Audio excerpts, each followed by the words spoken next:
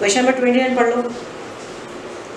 Question number 29 कह रहा है a hollow charged conductor has a tiny hole cut into its surface. Show that the electric field in the hole is this sigma by 2 epsilon naught or n unit vector, where n unit vector is the unit vector in the outward normal direction, correct? And sigma is the surface charge density near the hole. देखो question ये बहुत अच्छा है, आप ध्यान से समझना क्या कह रहा है। एक हॉलो कंडक्टर है, आप एक स्फेरिकल कंडक्टर को अज्यूम कर लो ऐसे। तो देखो क्वेश्चन नंबर 29 के लिए पहले मैं बेस आपको बता रही हूँ कि ये अगर कंडक्टर में होल नहीं होता, ठीक है, और आपने प्लस चार्ज यहाँ रखा होता तो इसकी फील्ड लाइन यहाँ नेगेटिव चार्ज इंड्यूस होता कि नहीं? ये नेगेटिव चार्ज इंड्यूस होता ऐसे, इसकी फील्ड लाइन निकल के सब नेगेटिव में एंटर कर जाती है। इसलिए inside a conductor field line 0 और इलेक्ट्रिक चार्ज अंदर सिग्मा क्यू 0। अब इन बाहर अगर नेगेटिव चार्ज आया इनर सरफेस पे इंडक्शन से, तो बाहर कौन सा चार्ज आएगा? पॉजिटिव, ठीक है, ड्यू टू इंडक्शन। ये तो बेसिक प्रिंसिपल आपको मालूम ही है। बाहर प्लस क्यू आ गया, तो जितना चार्ज आपने अंदर दिया उतने ही नेगेटिव इनर सरफेस पे नेगेटिव इंड्यूस हुआ due to induction, due to Gaussian surface negative charge induce हुआ, और आउटर सरफेस पे पॉजिटिव, क्योंकि इस प्लस चार्ज ने अंदर कंडक्टर के सारे फ्री इलेक्ट्रॉन्स को इनर सरफेस पे अट्रैक्ट किया, तो अंदर नेगेटिव चार्ज आया, और आउटर सरफेस पे उनकी डेफिशिएंसी हुई तो आउटर सरफेस पे पॉजिटिव चार्ज आया। क्लियर? इतना समझ में आ गया? अब उन्होंने क्या कहा कि अगर हमने यहाँ पे होल बना दिया, जैसे यहाँ ये होल बना दिया, टाइनी होल, तो देखो इसकी जो फील्ड लाइन ये बाहर निकल रही है इस अंदर यहाँ वाले चार्ज की, अगर इंडक्शन से यहाँ नेगेटिव होता तो वो फील्ड लाइन एंटर कर जाती या इलेक्ट्रिक फील्ड 0 हो जाती, चार्ज 0। लेकिन अगर इस पॉइंट पे होल बना दिया, टाइनी होल, तो अंदर जो चार्ज रखा है देखो उसकी फील्ड लाइन यहाँ नेगेटिव अंदर नहीं आ रहा है इंडक्शन से, क्योंकि यहाँ मेटल नहीं है, तो यहाँ के इलेक्ट्रॉन अट्रैक्ट नहीं होंगे, तो यहाँ से फील्ड लाइन क्या होगी? बाहर आएगी। बात समझ रहे हो? तो एक तो इलेक्ट्रिक फील्ड लाइन हो गई एट टाइनी होल्स, होल के ऊपर, इस होल के ऊपर, और एक फील्ड लाइन आपकी कौन सी हो गई? सरफेस ऑफ द कंडक्टर, ये जो परपेंडिकुलर चलती हैं, तो दो फील्ड्स हो गई, एट द होल और at the rest part of the conductor, और दोनों ही प्लस क्यू के कारण है भाई, सरफेस पे भी प्लस क्यू के कारण, और अंदर भी जो यहाँ की फील्ड लाइन थी जो और जगह नेगेटिव चार्ज डेवलप होने के कारण कैंसिल हुई, ठीक है, वो यहाँ नेगेटिव चार्ज इंड्यूस नहीं हुआ क्योंकि हमने होल बना दिया, तो यहाँ मटेरियल नहीं है। जब मटेरियल नहीं है तो इसकी इनर सरफेस पे इंडक्शन नहीं हुआ, तो यहाँ नेगेटिव चार्ज नहीं आया, तो पॉजिटिव की फील्ड लाइन बाहर आ गई। तो दो फील्ड आपको समझ में आ गई, कौन कौन सी? E1 फील्ड हो गई at the hole, tiny hole, और E2 कौन सी हुई? Due to rest part of the conductor, ठीक है, दो फील्ड्स हो गई, और दोनों ही पॉजिटिव चार्ज से हैं, तो दोनों का मैग्नीट्यूड भी सेम होगा और दोनों की डायरेक्शन भी सेम होगी। बात समझ में आ गई? तो यहाँ आपकी टोटल इलेक्ट्रिक फील्ड कितनी आएगी? E1, और E1 क्या है? Eight whole plus E2, E2 क्या है? Due to rest part of the conductor, जो बचा पार्ट है कंडक्टर। कितना क्लियर हुआ कि नहीं? अब E की वैल्यू आ गई आपकी E1 प्लस E2, और दोनों ही किसके कारण है? पॉजिटिव चार्ज के कारण। तो मैग्नीट्यूड की अगर आप बात करोगे डायरेक्शन की, डायरेक्शन भी दोनों की आउटवर्ड है, E1 भी देखो आउटवर्ड से, E2 भी आउटवर्ड से, तो मैग्नीट्यूड भी सेम है और डायरेक्शन भी सेम है, तो हम इसको लिख सकते हैं E1 प्लस E2, ठीक, यानी ट्वाइस E1, और ट्वाइस E1 का मतलब आउटवर्ड्स, डायरेक्शन क्या हो गई, आउटवर्ड्स। बात समझ में आ गई? तो आपको निकालना है electric field at the hole, तो E1 निकालना है, तो E1 हो गई E/2, ठीक है, डायरेक्शन तो आउटवर्ड हो ही जाएगी। अब E/2, अब E आप निकाल लो कितनी है, तो देखो E को कैसे कैलकुलेट करोगे, तो E को कैलकुलेट करने के लिए बहुत आसान तरीका है, मैं यहाँ कैलकुलेट करके दिखाऊं। E कितना होता है, close integration E dot ds, ये हमेशा कितना आता है, Q/ε0, तो E ds कितना हुआ, Q/ε0, ठीक, E कॉमन आ गया, ds हो गया जितना एरिया आपको दिया है, तो यहां से आप E की वैल्यू कितनी निकाल सकते हो, Q/ds इंटू 1/ε0। अब Q/ds सिग्मा हो गया, Q charge, ds surface area, charge distributed per unit surface area, कितना हुआ, σ/ε0। अब आपके दिमाग में ये आ रहा होगा कि हम क्लोज इंटीग्रेशन क्यों ले रहे हैं। देखो, अगर ये कंडक्टर पूरा बंद होता, क्लोज होता, तो इसका पॉजिटिव चार्ज जो आपने यहां दिया है वो बाहरी तो आता है एट द सरफेस, और सरफेस पे फिर इलेक्ट्रिक फील्ड कितनी होती, E परपेंडिकुलर होती, और उसकी वैल्यू आती σ/ε0, ठीक। अब ये जो इलेक्ट्रिक फील्ड है ये प्लस Q चार्ज के कारण है और आउटवर्ड से, तो यहाँ भी जितनी बाहर सरफेस पे इलेक्ट्रिक फील्ड आ रही है E2, वो किसके कारण है, ड्यू टू पॉजिटिव चार्ज, और टाइनी होल में जो आ रही है वो भी E1 है, वो भी ड्यू टू पॉजिटिव चार्ज। बात समझ रहे हो? तो हमने E की वैल्यू पहले कैलकुलेट कर ली, क्योंकि टाइनी होल बनाने से दो फील्ड में बट गई, एक एट होल और एक rest part of the conductor, समझ रहे हो, और बंद होता क्लोज्ड तो E फील्ड होती, तो E1 एक फील्ड हमारी कितनी हो गई, E1 plus E2 is equals to E, ठीक, और E1 E2 due to positive charge है, दोनों ऐड होंगी, दोनों सेम डायरेक्शन में आउटवर्ड्स हैं, तो ये हमारा अब E की वैल्यू प्लेस कर दो, तो E कितना है, σ/ε0, और 2 ऑलरेडी है।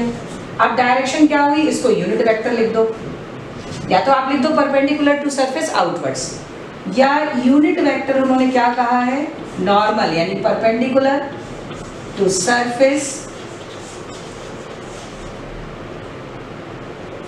परपेंडिकुलर टू होल, ठीक, और आउटवर्ड्स तो है पॉजिटिव चार्ज के कारण, समझ रहे हो।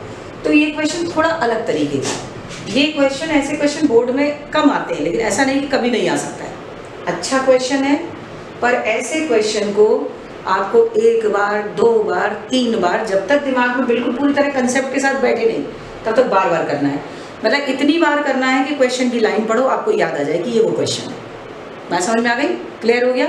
क्या करना है, आप उल्टा चलो इसको, कि अगर पूरा कंडक्टर होता तब क्या होता, तो पूरा कंडक्टर होता तो अंदर फील्ड 0, बाहर due to positive charge E field होती, और उसकी वैल्यू फिर हम निकालते तो कितनी आती, देखो इसी डायग्राम की मैंने ये वैल्यू निकाली है इधर वाली, ये σ/ε0, क्योंकि close integration E ds Q/ε0 के बराबर था। अब E बाहर आ गया, क्लोज इंटीग्रेशन ds उसका सरफेस एरिया A हो गया, ठीक, और Q/A हमारा किसके बराबर हुआ, सिग्मा, तो σ/ε0 हो गया, क्लियर। अब हमने बना दिया होल, तो जो पॉजिटिव चार्ज से यहाँ नेगेटिव इंड्यूस हो रहा है इनर सरफेस पे, वो इस होल पे इंड्यूस नहीं होगा, क्योंकि ये हॉलो हो गया। अब हॉलो अगर है तो यहाँ चार्ज कैसे इंड्यूस होगा इसके इनर सरफेस पे, क्योंकि यहाँ सरफेस ही नहीं है, मेटल गायब है, बाकी पे तो अंदर इंड्यूस होगा नेगेटिव, लेकिन यहाँ नहीं होगा, तो यहाँ की फील्ड लाइंस बाहर आ जाएंगी, और जो यहाँ इंड्यूस हो रहा है मेटल पे, उसके बाहर इंडक्शन से पॉजिटिव हो गया, तो होल पे भी फील्ड लाइन अंदर से बाहर आ गई पॉजिटिव चार्ज की, और rest part of the conductor पे ऑलरेडी पॉजिटिव चार्ज पहुंच गया इंडक्शन से, तो उसकी फील्ड है। तो हमारी टोटल कंडक्टर पे जब हमने होल बना लिया, दो फील्ड हो गई, एक एट होल और एक due to rest part of the conductor. लेकिन दोनों ही आउटवर्ड्स हैं और दोनों ही केवल क्यू चार्ज के कारण है, तो इसलिए E1 प्लस E2 को हम ट्वाइस E लिख सकते हैं। डायरेक्शन सेम है इसलिए ऐड कर लिया, न्यूमेरिकली इक्वल है इसलिए ट्वाइस E1। अब हमें E1 निकालना था, तो E1 किसके इक्वल हुआ, E/2। अब E/2 के लिए इसको फाइंड आउट किया, तो इसके लिए डायग्राम उधर वाला लिया, सेकेंड डायग्राम, कि हमने होल जब नहीं था उस समय कितनी इलेक्ट्रिक फील्ड आउटवर्ड्स थी, क्योंकि वो भी किसके कारण थी, प्लस क्यू के कारण। तो EdS is equals to Q/ε0। अब E बाहर लेते हैं तो क्लोज इंटीग्रेशन ds, तो क्लोज इंटीग्रेशन ds इसको आप A भी लिख सकते हो, सरफेस एरिया टोटल, और ये A, अब ये सिग्मा हो गया, Q/A सिग्मा के इक्वल, सिग्मा/ε0। तो सिग्मा/ε0 E की वैल्यू प्लेस की, 2 ऑलरेडी आ गया, तो डायरेक्शन क्या है, परपेंडिकुलर आउटवर्ड, यानी normal to surface of the hole या कंडक्टर। क्लियर हो गया? थोड़ा सा टिपिकल क्वेश्चन है। नेक्स्ट क्वेश्चन देखो, 31 हम लोग डिस्कस कर चुके थे। अगला क्वेश्चन देखो 32 भी कंसेप्ट है, कंसेप्चुअल है, और ये भी थोड़ा सा टिपिकल है, तो आप पढ़ लो पहले फिर मैं समझाऊं। क्वेश्चन नंबर 32,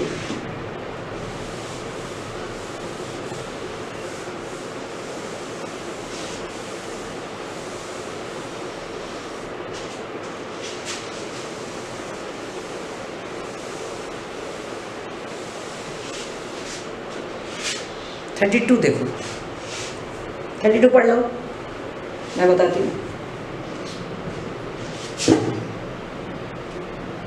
क्वेश्चन नंबर 32 क्या कह रहा है आपका, ए पार्ट है, consider N arbitrary electrostatic field configuration. Arbitrary मतलब अपने हिसाब से आप अज्यूम कर लो, एक इलेक्ट्रिक फील्ड कॉन्फ़िगरेशन अज्यूम करना है। इलेक्ट्रिक फील्ड कॉन्फ़िगरेशन का मतलब, suppose electric field lines pass जा रही हैं जहाँ इलेक्ट्रिक फील्ड है, a small test charge is placed at a null point that is E is equals to 0। यानी एक इलेक्ट्रिक फील्ड कॉन्फ़िगरेशन भी अज्यूम करना है आपको, और उसके अंदर एक ऐसा पॉइंट होगा जहाँ इलेक्ट्रिक फील्ड 0 भी होगी, ठीक है, of the configuration. Show that the equilibrium of the test charge is necessarily unstable. जिस क्वेश्चन समझ रहे हो ना, बहुत अच्छा क्वेश्चन है। कोई भी इलेक्ट्रोस्टैटिक फील्ड लाइन कॉन्फ़िगरेशन हमने अज्यूम किया, ठीक है, उसके अंदर एक पॉइंट मान लिया जिस पे इलेक्ट्रिक फील्ड 0 है, नल पॉइंट। उस नल पॉइंट पे अगर हम किसी भी चार्ज को, टेस्ट चार्ज को प्लेस करते हैं, तो उन्होंने क्या कहा है कि it is necessarily in unstable equilibrium. तो अनस्टेबल इक्विलिब्रियम क्या होता है, मैथमेटिकली तो हम उसको कहते हैं डायपोल की डायरेक्शन, डायपोल मोमेंट की और इलेक्ट्रिक फील्ड की डायरेक्शन के बीच में कितना एंगल हो, E और P के बीच में 180 डिग्री, या हम कहते हैं इलेक्ट्रिक फील्ड और डायपोल मोमेंट दोनों एंटी पैरेलल हो, ठीक। लेकिन अब यहाँ तो उन्होंने क्या कहा है कि इलेक्ट्रिक फील्ड उस पॉइंट पे 0 है, तो ये दोनों के बीच में एंगल का मतलब ही नहीं जब इलेक्ट्रिक फील्ड 0 है।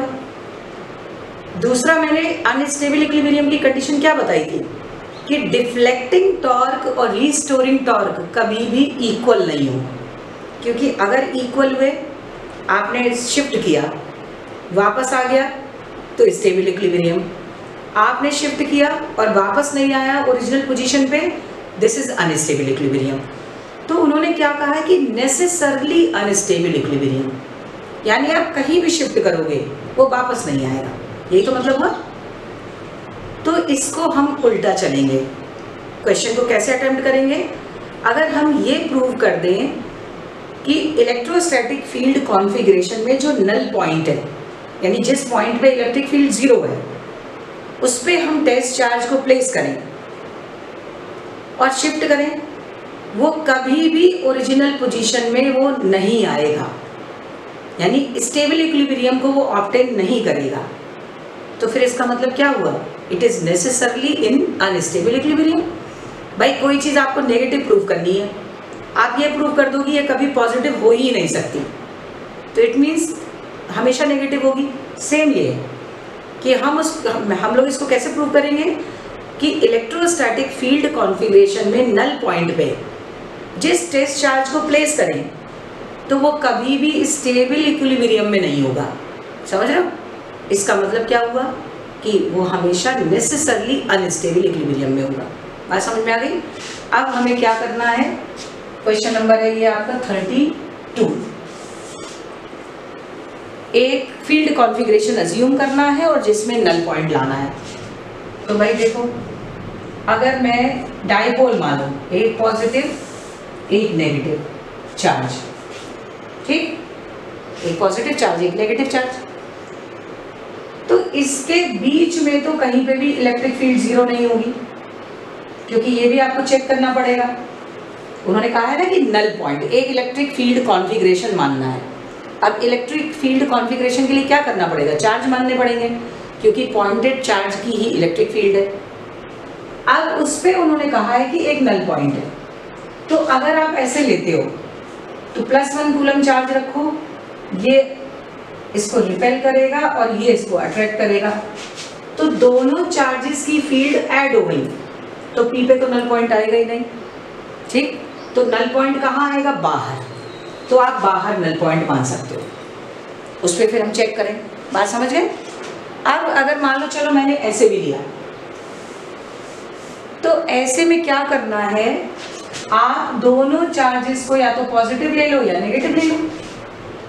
आइडेंटिकल चार्जेस अगर होंगे, मैग्नीट्यूड में इक्वल, साइन में सेम, दोनों पॉजिटिव या दोनों नेगेटिव, तो आप देखो P पॉइंट पे +1 कूलम चार्ज रखो, या उन्होंने कहा है कि टेस्ट चार्ज +Q0 प्लेस करो, तो इसकी फील्ड E1 रिपेल करेगी और इसकी फील्ड E2 भी रिपेल करेगी, और जहां दोनों फील्ड इक्वल एंड ऑपोजिट हो गई तो मिड पे आ जाएंगी इक्वल एंड ऑपोजिट, क्योंकि 9 × 10⁹ Q अपॉन ये डिस्टेंस, और इसकी हो गई 9 × 10⁹ Q अपॉन ये डिस्टेंस। तो अगर ये P पॉइंट आपका मिड में होगा तो भाई इलेक्ट्रिक फील्ड जीरो होगी। तो हमने क्या किया, चार्ज सिस्टम को माना, दोनों की इलेक्ट्रिक फील्ड है यानी फील्ड कॉन्फ़िगरेशन, और उसमें नल पॉइंट मान लिया, यानी at P electric field is zero. इतना समझ में आ गया? ठीक। अब इस पे एक टेस्ट चार्ज प्लेस किया, और ये हमारा क्वेश्चन कह रहा है कि it is necessarily in unstable position, ठीक है। इसका मतलब नेसेसरली ये स्टेबल नहीं होगा। बात समझ में आ गई? तो देखो, इसको प्रूव करने का और कोई तरीका नहीं, क्योंकि हमारी इलेक्ट्रिक फील्ड तो उस पॉइंट पे जीरो है, तो हम टॉर्क या एंगल तो प्रूव कर ही नहीं सकते। हम क्या काम करेंगे, इस चार्ज को शिफ्ट करेंगे। अब समझना बहुत ध्यान से, मैंने क्या किया, एक्सटर्नल फोर्स लगा के इसको शिफ्ट कर दिया चार्ज को, ठीक, यहाँ पहुंचा दिया Q0 को। तो यहाँ क्या कोई दूसरा फोर्स है जो इसको वापस ला रहा है? बोलो। अब मैंने इस चार्ज को फोर्स यहाँ शिफ्ट कर दिया, मैंने यहाँ शिफ्ट कर दिया, मैंने यहाँ शिफ्ट कर दिया, यानी एक्सटर्नल फोर्स लगा लगा के मैंने टेस्ट चार्ज को शिफ्ट किया, ठीक। तो देखो, अगर ये स्टेबल इक्विलिब्रियम में होता तो कोई ना कोई इनवर्ड फोर्स उसको क्या करता, अंदर की तरफ लाता, इस तरह से लाता कि नहीं? और ध्यान से समझना भाई, मैंने क्या किया, एक फील्ड कॉन्फ़िगरेशन मान लिया, यानी दो चार्ज रख लिए तो दोनों की इलेक्ट्रिक फील्ड होगी, उसमें एक नल पॉइंट ले लिया, ठीक है, यानी जिस पे इलेक्ट्रिक फील्ड जीरो। तो ऐसा सिस्टम आपको लेना पड़ेगा जहां इलेक्ट्रिक फील्ड जीरो आनी भी चाहिए, ये जीरो। अब मैंने उस पर टेस्ट चार्ज को प्लेस किया, क्लियर है? अब ये चेक करना है कि टेस्ट चार्ज नेसेसरली अनस्टेबल है, तो दो तरीके से प्रूव कर सकते हैं। पहला, P और E डाइपोल मोमेंट और इलेक्ट्रिक फील्ड में एंगल जीरो हो, तो मैंने कॉन्फ़िगरेशन में डाइपोल लिए ही नहीं, अगर डाइपोल लेती तो बाहर पॉइंट होता, ठीक है, डाइपोल मोमेंट का बाहर पॉइंट होता। अब दूसरा पॉइंट क्या कह रहा है कि अगर ये प्रूव कर दिया जाए कि ये डिफ्लेक्ट होगा बाहर, यानी फोर्स लगा के इसको बाहर शिफ्ट कर दो, डिफ्लेक्ट कर दो, तो रीस्टोरिंग टॉर्क या फोर्स इसको वापस लाए तो स्टेबल इक्विलिब्रियम है। और अगर रीस्टोरिंग फोर्स उसको वापस नहीं ला पाता है तो इसका मतलब अनस्टेबल हुआ। ठीक, तो हम इसको क्या कर रहे हैं कि मैंने फोर्स लगा के यहाँ शिफ्ट किया, यहाँ शिफ्ट किया, यहाँ शिफ्ट किया, यहाँ मतलब फोर्स लगा के शिफ्ट किया, ये सब फोर्स है। क्यू चार्ज को यहाँ से शिफ्ट करके यहाँ पहुँचा दिया, यहाँ। ठीक, तो अगर ये वापस आता है तो वापस इसको कौन लाएगा? एक्सटर्नल फोर्स ने डिफ्लेक्ट किया तो रीस्टोरिंग फोर्स ही तो वापस लाएगा। तो रीस्टोरिंग फोर्स इलेक्ट्रिकल सिस्टम में कितना होता है? E into Q not. भाई फोर्स कितना होगा? E into Q not. तो इनवर्ड फील्ड या इनवर्ड फोर्स कब होगा? जब यहां नेगेटिव चार्ज हो, तभी तो होगा। बोलो भाई, अगर इलेक्ट्रिक फील्ड लाइंस अंदर आएंगी तभी तो वो पॉजिटिव चार्ज को अंदर लाएंगी, लेकिन यहां जब हमने चार्ज को शिफ्ट कर दिया तो कोई चार्ज है ही नहीं, ना पॉजिटिव ना नेगेटिव, तो ये इनवर्ड फोर्स कैसे एक्ट कर रहा है? अब इलेक्ट्रिक फील्ड यहाँ नल पॉइंट है, ऑलरेडी जीरो है, तो ये फोर्स कैसे एक्ट कर रहा है? तो जब इलेक्ट्रिक फील्ड जीरो है तो हमारा इनवर्ड फोर्स भी कैसा हुआ? जीरो। तो ना तो कोई इनवर्ड फोर्स काम करेगा, अगर हाँ नेगेटिव चार्ज हो तो इनवर्ड फ्लक्स होता है, तो इनवर्ड फ्लक्स से इलेक्ट्रिक फील्ड हो सकती है इनवर्स, उससे फोर्स हो सकता है, तो अंदर कोई नेगेटिव चार्ज भी नहीं है। उन्होंने कहा कि test charge necessarily stable equilibrium में, अनस्टेबल इक्विलिब्रियम में होगा, और उसको भी हम शिफ्ट कर चुके हैं। तो यहाँ ना तो टेस्ट चार्ज है ना कोई नेगेटिव चार्ज है, जिसकी इनवर्ड फ्लक्स हो, इनवर्ड फील्ड हो, उस पॉइंट पे इलेक्ट्रिक फील्ड जीरो है। बात समझ रहे हो? तो अगर यहाँ नेगेटिव चार्ज होता तो उसकी इनवर्ड फ्लक्स होती, इनवर्ड फील्ड होती, जो कि हमारे इन चार्जेस को जिनको हमने शिफ्ट किया इनको वापस फोर्स लगा के लाती।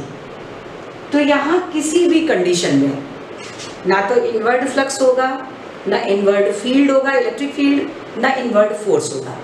इसका मतलब चार्ज को अगर आप डिस्प्लेस कर देते हो तो वो नेसेसरी है कि वहीं रहेगा, कभी भी ओरिजिनल पोजीशन में नल पॉइंट पे वापस नहीं आएगा।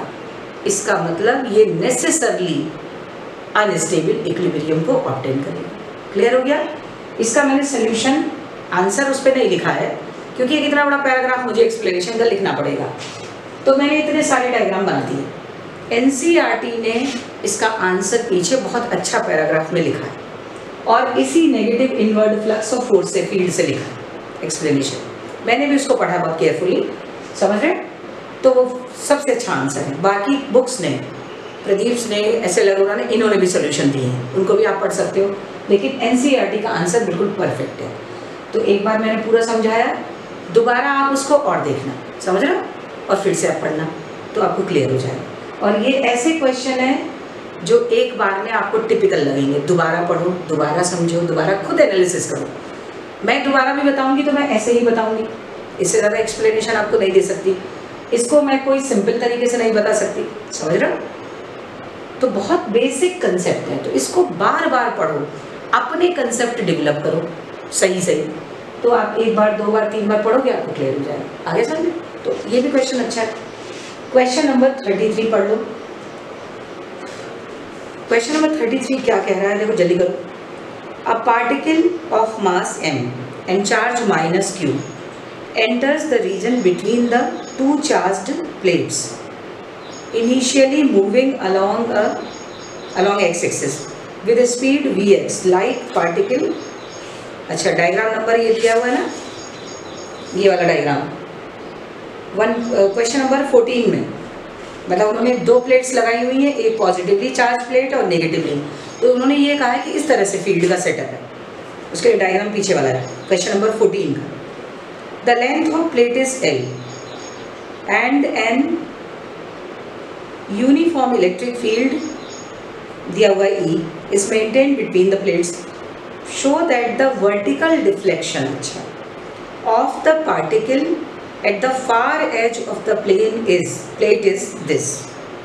ये दिया समझो, इसको बहुत अच्छा क्वेश्चन है, ये आ चुका है। ऐसा ही क्वेश्चन मैग्नेट में भी है, वहाँ इलेक्ट्रिक फील्ड की जगह मैग्नेटिक फील्ड है। लेटरल डिफ्लेक्शन पूछा था उन्होंने, इसमें इन्होंने वर्टिकल डिफ्लेक्शन कहा है, वहाँ उन्होंने लेटरल। तो परपेंडिकुलर, नॉर्मल, वर्टिकल, लेटरल सब एक ही बात मीनिंग है, ठीक है। क्वेश्चन नंबर 33 देखो, क्या उन्होंने कहा है कि ये प्लेट है और यूनिफॉर्म फील्ड है, ठीक है, तो बिल्कुल बराबर बनाना। ये L उन्होंने इसकी प्लेट की लेंथ दी, लेंथ दी गई है, डिस्टेंस नहीं दिया। इस पे पॉजिटिव चार्ज है, जैसे दो इलेक्ट्रोड है, एक ऊपर पॉजिटिवली चार्ज्ड प्लेट और एक नेगेटिवली, इस तरह से, ठीक है। तो इलेक्ट्रिक फील्ड की डायरेक्शन हमेशा कहाँ होगी? पॉजिटिव से फील्ड लाइन निकलती है नेगेटिव में, तो ये इलेक्ट्रिक फील्ड डाउनवर्ड्स हो गई, समझ गए? ये इस तरह से इलेक्ट्रिक फील्ड। अब ये बीच में मान लो एक्स एक्सिस है, एक्स एक्सिस, एक्स एक्सिस इसलिए मैंने लिया कि उन्होंने क्वेश्चन में कहा है कि एक पॉजिटिव चार्ज को फील्ड में Vx वेलोसिटी से x डायरेक्शन में भेजा, ठीक।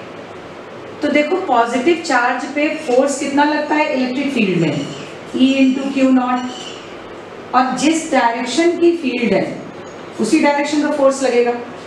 इलेक्ट्रिक फील्ड की डायरेक्शन क्या है? डाउनवर्ड्स, तो फोर्स किधर लगेगा? डाउनवर्ड्स लगेगा। तो अब आप अगर देखो क्वेश्चन देख लो, चार्ज इलेक्ट्रॉन का तो नहीं है कहीं, positive, negative charge, a particle of mass m and charge -q, positive नहीं है, ये भाई नेगेटिव चार्ज है। जब नेगेटिव चार्ज है तो field of force opposite direction में हो गए, नेगेटिव अपोजिट हो गए, तो इलेक्ट्रिक फील्ड डाउनवर्ड्स है, चार्ज नेगेटिव है, तो डाउनवर्ड के अपोजिट डायरेक्शन अपवर्ड हुई, तो इस पे फोर्स किधर लगेगा? ऊपर की तरफ। और वैसे कॉमन सेंस भी लगाओ, जब नेगेटिव चार्ज आप सीधा छोड़ोगे तो इसको नेगेटिव तो रिपेल करेगा, पॉजिटिव अट्रैक्ट करेगा, तो ये ऐसे पैराबोलिक ट्रैक पे ऐसे टकराएगा।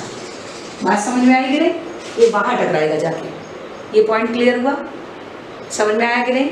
दो प्लेट्स हैं, एक पॉजिटिवली चार्ज, एक नेगेटिवली चार्ज, और यहाँ से मैंने नेगेटिव चार्ज को रिलीज किया, तो नेगेटिव चार्ज पे इलेक्ट्रिक फील्ड के अगेंस्ट फोर्स लगता है, ठीक। तो उस पर ऐसे ऊपर फोर्स लगता जाएगा, तो पैराबोलिक ट्रैक पे वहां जाके टकराएगा। तो अब ये वाला डिस्प्लेसमेंट, उसको टकराना कहाँ था? सीधा यहाँ। अगर इलेक्ट्रिक फील्ड नहीं होती तो वो सीधा यहाँ टकराता, लेकिन इलेक्ट्रिक फील्ड के कारण कहाँ टकराया? ऊपर। तो ये x डायरेक्शन में मूव कर रहा था इनिशियली, डिफ्लेक्ट कहाँ होगा? उसके परपेंडिकुलर, इसलिए उसको क्या बोलते हैं? वर्टिकल डिफ्लेक्शन, या दूसरा नाम क्या बोलेंगे? Lateral deflection, normal deflection. बात समझ में आ गई सबको? तो हमें ये डिफ्लेक्शन निकालना है। तो फौरन जाओ प्रोजेक्टाइल मोशन पे, इक्वेशन ऑफ मोशन। तो देखो, from second equation of motion